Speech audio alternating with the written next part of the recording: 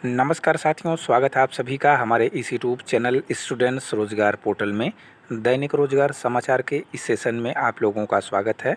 चलिए देख लेते हैं आज की महत्वपूर्ण खबर को। जैसा कि आप स्क्रीन पर देख पा रहे होंगे कि यूपी ट्रिपल एससी पीईटी और यूपी ट्रिपल एससी से ही 1400 पदों का रास्ता साफ। पीसीएसजे का विज्ञापन, टीजीटी पीजीटी भर्ती, लेखपाल, अग्निवीर भर्ती परीक्षा संबंधित अन्य महत्वपूर्ण खबर को इस वीडियो में हम चर्चा करेंगे। वीडियो शुरू करने से पहले आप लोगों से निवेदन है, इस तरीके की न्यूज़ को प्राप्त करने के लिए कृपया इस चैनल को लाइक, शेयर और सब्सक्राइब ज़रूर कर लें। चलिए शुरू करते हैं पहली खबर को। जैसा कि आप देख पा रहे होंगे कि राहत पीईटी 2021 की जो वैधता है 8 जनवरी तक बढ़ाई गई है।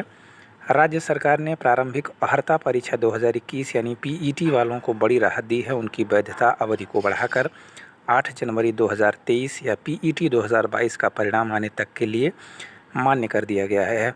इससे हाल ही में समूह के 3 विज्ञापनों के कुल 1416 पदों पर भर्ती के आवेदन के लिए इन्हें पात्र मान लिया गया है। विशेष सचिव कार्मिक मदन सिंह गबरियाल ने इस संबंध में शासनादेश जारी करते हुए अधीनस्थ सेवा चयन आयोग को अवगत करा दिया है। आयोग द्वारा आयोजित पीईटी 2021 की वैधता अवधि 27 अक्टूबर को समाप्त हो गई थी। आयोग ने इस बीच 3 नए विज्ञापन निकाले हैं। खनन विभाग में मुहर्रिर के 62 पद, चिकित्सा एवं स्वास्थ्य सेवाओं में 1148, उद्योग एवं उद्यम प्रोत्साहन निदेशालय के 114 और प्रौद्योगिक विकास में कनिष्ठ सहायक के 62 पद हैं। तो यह बहुत बड़ी खबर है कि 27 अक्टूबर को समाप्त हो गई थी वैधता, अब इसको बढ़ाकर जो है आप लोगों का जनवरी तक कर दिया गया है, 8 जनवरी 2023 तक। अब आगे बढ़ते हैं। उत्तर प्रदेश लोक सेवा आयोग से संबंधित यह खबर निकल के आ रही है कि पीसीएसजे के 300 से अधिक पदों पर भर्ती जल्द। यूपी में न्यायिक सेवा अधिकारियों के चयन के लिए होने वाली पीसीएसजे भर्ती 4 साल बाद शुरू करने की तैयारी है। उत्तर प्रदेश लोक सेवा आयोग को 300 से अधिक पदों का अधियाचन मिल चुका है, जिसके लिए जल्द विज्ञापन जारी होगा। आयोग ने इससे पहले 2018 में 610 पदों के लिए अधियाचन जारी किया था, जिसकी चयन प्रक्रिया 20 जुलाई 2019 को पूरी हुई थी। उसके बाद से आयोग ने कोई विज्ञापन जारी नहीं किया है। अप्रैल में कैबिनेट की बैठक में उत्तर प्रदेश न्यायिक सेवा चतुर्थ संशोधन नियमावली 2022 की मंजूरी दी गई है। नए नियमों के अनुसार अब अंग्रेजी भाषा के 200 अंकों के प्रश्न पत्र की बजाय अंग्रेजी और हिंदी भाषाओं के 100 अंकों के प्रश्न पत्र होंगे। न्यायिक अधिकारियों की भर्ती में दिव्यांगों के लिए 4% आरक्षण का भी प्रावधान किया गया है। तो लोक सेवा आयोग जारी करेगा विज्ञापन, 4 साल बाद न्यायिक सेवा की होगी भर्ती। तो आप लोगों को जल्द ही इसका विज्ञापन देखने को मिल सकता है। इसी मंथ के लास्ट में या दिसंबर के फर्स्ट वीक में इसकी आने की संभावना है। अब आगे बढ़ते हैं। टीजीटी संबंधित एक खबर निकल के आ रही है कि टीजीटी 16 के 899 पदों पर प्रतीक्षा सूची से तैनाती। सहायता प्राप्त माध्यमिक स्कूल में प्रशिक्षित स्नातक 2016 में चयनित अभ्यर्थियों के कार्यभार ग्रहण न करने के कारण रिक्त 899 पदों पर प्रतीक्षा सूची में तैनाती दी जाएगी।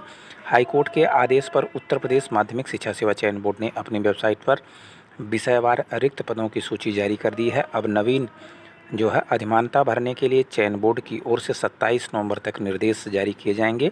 उसके बाद से 28 से 30 नवंबर तक अधिमानता प्राप्त कर संस्था आवंटन होगा। इसके बाद प्रत्येक अभ्यर्थी के नाम के आगे ईमेल आईडी का विवरण सहित 15 दिसंबर तक पैनल जारी होगा। इसके बाद संबंधित अभ्यर्थियों को ईमेल से सूचित करते हुए संबंधित प्रबंध तंत्र को 31 दिसंबर तक आवश्यक निर्देश भेजे जाएंगे। तो यह 2016 की वेटिंग लिस्ट जारी होने जा रही है। और वहीं पर टीजीटी 2021 के अभ्यर्थी भी मांग कर रहे हैं तैनाती के लिए। टीजीटी 2021 की प्रतीक्षा सूची के अभ्यर्थी भी तैनाती की मांग कर रहे हैं। अभ्यर्थियों में धर्मेंद्र पांडे, धर्मेंद्र यादव, डॉक्टर हरिलाल, संतोष शर्मा, संध्या सोनी आदि का कहना है कि जिस प्रकार टीजीटी 2016 की सूची में अभ्यर्थियों को तैनाती दी जा रही है, उसी प्रकार 2021 के अभ्यर्थियों की काउंसलिंग कराई जाए, जिस तरीके से हम लोगों का भी प्रतीक्षा सूची से चयन हो सके। तो ये थी टीजीटी पीजीटी संबंधित खबर। और एक टीजीटी की अन्य खबर निकल के आ रही है कि नवल किशोर फिर बने चयन बोर्ड के उप सचिव। राज्य शिक्षा संस्थान के प्राचार्य नवल किशोर को फिर से उत्तर प्रदेश माध्यमिक शिक्षा सेवा चयन बोर्ड का उप सचिव बनाया गया है। प्रमुख सचिव दीपक कुमार की ओर से सोमवार को जारी आदेश में अग्रिम आदेश तक नवल किशोर को अतिरिक्त प्रभार सौंपा गया है। तो जो चर्चाएं बीच में चल रही थी कि हो सकता है टीजीटी पीजीटी की जो है एग्ज़ाम जो है नए शिक्षा सेवा चयन बोर्ड से हो, अब इनकी नियुक्ति से कुछ ऐसा लग रहा है कि अब इसी बोर्ड से इसका एग्ज़ाम आप लोगों को जल्द देखने को मिल सकता है, क्योंकि इनका पदस्थापन फिर किया गया है। अब आगे बढ़ते हैं। अग्निवीर भर्ती संबंधित खबर है कि अग्निवीर सेना भर्ती आज से 13 जिलों के अभ्यर्थी लेंगे भाग। अग्निपथ योजना के तहत बुधवार से डोंगरा रेजिमेंटल सेंटर में अग्निवीर सेना भर्ती प्रारंभ होगी। विभिन्न चरणों में 5 दिसंबर तक होने वाली इस भर्ती में 13 जिलों के 1,05,137 अभ्यर्थी शामिल होंगे। भर्ती को सकुशल संपन्न कराने के लिए सुरक्षा के पुख्ता इंतजाम भी किए गए हैं। सेना व पुलिस के अधिकारियों ने भर्ती स्थल का निरीक्षण कर तैयारियों की अंतिम रूप दिया है। सेना भर्ती कार्यालय अमेठी द्वारा अग्निपथ योजना के तहत 21 दिवसीय सेना भर्ती रैली का बुधवार से सोमवार शुभारंभ होगा। भर्ती रैली में सेना भर्ती कार्यालय अमेठी के अंतर्गत 13 जिलों क्रम से अम्बेडकर नगर, अमेठी, अयोध्या, बस्ती, कौशाम्बी, कुशीनगर, महाराजगंज, प्रतापगढ़, प्रयागराज, रायबरेली, संत कबीर नगर, सिद्धार्थनगर और सुल्तानपुर के अभ्यर्थी भाग लेंगे। इन जिलों के 1,05,137 युवाओं ने पंजीकरण कराया है। अग्निवीर तकनीकी श्रेणी के लिए उम्मीदवारों को पहली श्रेणी की भर्ती रैली बुधवार को होगी। तो ये थी अग्निवीर भर्ती संबंधित खबर। लेखपाल भर्ती संबंधित भी खबर है कि लेखपाल भर्ती के परीक्षा परिणाम पर जवाब तलब है। इलाहाबाद हाई कोर्ट ने लेखपाल भर्ती परीक्षा में प्रश्नों के सही उत्तर न होने को लेकर दाखिल याचिका पर राज्य सरकार के अधिवक्ता को 2 सप्ताह में जानकारी प्राप्त करने का निर्देश दिया है। यह आदेश न्यायमूर्ति पंकज भाटिया ने बुलंदशहर निवासी रोबिन अग्रवाल की याचिका अधिवक्ता समर्था सिंह को सुनकर दिया है। कोर्ट ने यह भी कहा है कि परीक्षा का परिणाम याचिका के अंतिम निर्णय पर निर्भर करेगा। याचिका में कहा गया है कि लेखपाल भर्ती परीक्षा में बुकलेट बी के प्रश्न संख्या 86 का उत्तर गलत है। इसका सही उत्तर दूसरा था, जिस पर कोर्ट ने सरकार से दिए गए उत्तर का आधार प्रस्तुत करने को कहा गया है। साथ ही यह भी कहा गया है कि परीक्षा का परिणाम याचिका के निर्णय पर निर्भर होना है। तो ये थी लेखपाल भर्ती संबंधित। अब कल बात करते हैं कि जो युवा मंच के बैनर तले छात्रों ने सिविल लाइन्स में धरना प्रदर्शन किया है, उसी से संबंधित यह खबर है कि प्रदेश के विभिन्न विभागों में रिक्त पदों पर भर्ती के लिए मंगलवार को प्रतियोगी छात्रों ने आवाज़ बुलंद की है। युवा मंच के बैनर तले सिविल लाइन्स ने धरना स्थल पर प्रदर्शन कर विज्ञापन जारी करने की मांग की है। साथ ही मुख्यमंत्री और प्रधानमंत्री को संबोधित ज्ञापन एसीएम द्वितीय को दिया है। युवा मंच के संयोजक राजेश सचान ने कहा है कि देश में रोजगार की भयावह स्थिति है, लेकिन केंद्र और प्रदेश सरकार की दिलचस्पी रोजगार के सवाल को हल करने में नहीं दिखाई देती है। युवा मंच अध्यक्ष अनिल सिंह ने कहा है कि चयन बोर्ड में तकरीबन साल भर से सदस्यों की नियुक्ति अधर में है।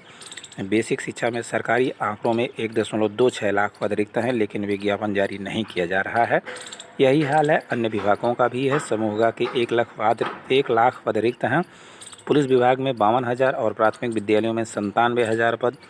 तो इन तमाम पदों पर जो है पद खाली है, लेकिन विज्ञापन जारी नहीं किया जा रहा है। अब सरकार वादा खिलाफ़ी कर रही है। सरकार को चेतावनी दी है कि अगर प्रतियोगी छात्रों की वाजिब मांगों को पूरा नहीं किया गया तो जल्द प्रदेशव्यापी आंदोलन होगा। धरना प्रदर्शन में करण सिंह परिहार, नेहा सिंह, अनीता वर्मा, पल्लवी रानी, मधु तमाम यहाँ छात्र उपस्थित रहे हैं। तो ये थी आज की महत्वपूर्ण वीडियो और फिर मिलते हैं आपसे एक नए वीडियो में। तब तक के लिए नमस्कार, धन्यवाद, जय हिंद साथियों।